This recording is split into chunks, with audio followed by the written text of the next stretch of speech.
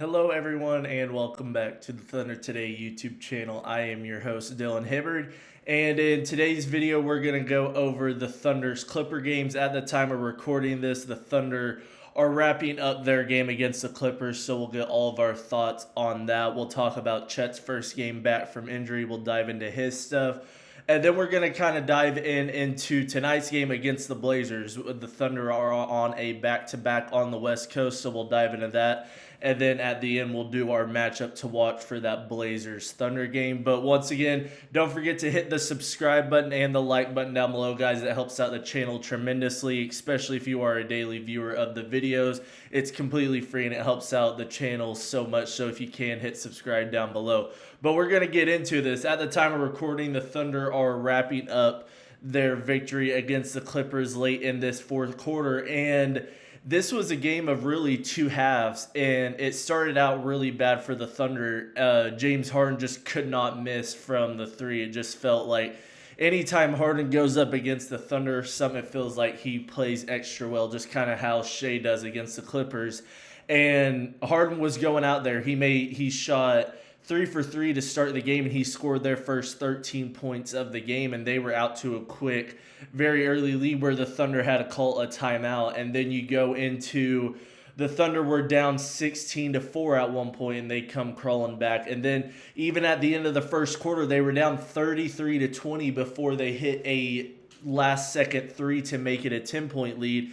It just feels like even in these types of early situations where even when guys like Harden are not missing and they're just making every single shot, and it feels like when you're shooting stuff up and nothing's going down, it can feel kind of frustrating. But with this team, it's just like you don't even worry about that. You know that come halftime, if it's within 10 points or whatever it might be, that we're most likely going to make a third quarter run or make it close enough to when it comes to that fourth quarter and we need to turn it on, we're just going to outplay you, out-hustle you. And that's really what it was tonight. The Thunder were down big by the end of the first. They come storming back in the second. They take the lead right before half, but then the Clippers score a last-second bucket to take that 1-point lead into half. But coming out of the third quarter, the Thunder just played straight up better than the Clippers. They showed that their youth and athleticism was ultimately the deciding factor in this one. I mean, it felt like I was just watching the game, and then all of a sudden it turned from the Thunder up by like 2 or 3, and then to 3 minutes later in the game we're up by double digits in a blink of an eye. And it's just crazy how fast this team can go. And it shows a lot from everybody. We pretty much had everybody back besides J-Dub tonight. Shea had another MVP type performance in a night where he'd even have to play 30 minutes once again, and they were wanting to not have to play him as much because obviously the Thunder are on a back-to-back tonight. So when you're able to give Shea those extra minutes of rest, that really helps you in the long run. And in his 29 minutes, he scores 30 points, has 12 assists. He had 3 blocks tonight, tied for the most on the team with Chet. And just another double-double performance, another 30-point performance. And the assist numbers are really coming around now. He threw up 12 assists last night against the Clippers, and his playmaking ability has tremendously risen over the past year, as you can even tell from the games that you look at from Shea last year just to this year. Not only do the Thunder have more weapons and they're capitalizing on it, but Shea's ball handling, his playmaking, his passing is all just so much better this year. And I think that really helps him expand his game, not only beyond his scoring, but in his passing as well. So just to see stuff like that from Shea is amazing on that side, because we know that we're going to get it on a day in and day out basis. And now that he's being able to play make at this elite level, it's just going to make the Thunder that much more dangerous. And then the other really big hero of tonight is Isaiah Joe. Isaiah Joe has been going absolutely insane since coming off of the IL. He had over 20 points tonight, the second leading scorer on the team.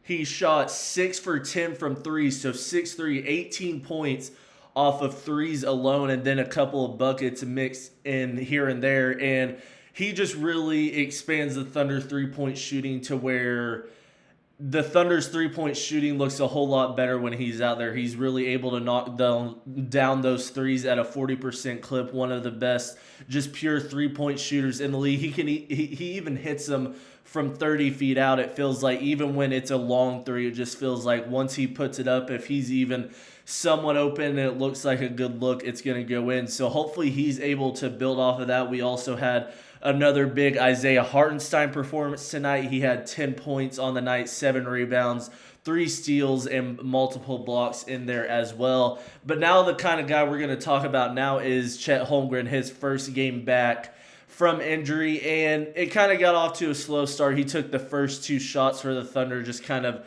missed those in that sense, but had a great game overall. Had double-digit points, had 5 rebounds, 3 blocks as well to tie Shea. So getting in on that defensive side is exactly what we want to see, especially on that. Took a tough fall around the midpoint in that first quarter area. Kind of looked like a tough fall, but he was able to get back up there, and really nothing has kind of shown that he is continued to be hurt in that position. But Chet really going out there once again, that just opens up and allows the Thunder to have so much more depth, especially on these back-to-back nights when the Thunder are going to be wrapping up here shortly, and then they're going to have to go on a plane, fly up to Portland, and then have another game tomorrow night. When you can have these games where you can get guys like Shea, maybe Chet, Lou Dort, these guys, those extra little minutes of kind of just really rest. And then when Chet's able to come back, that just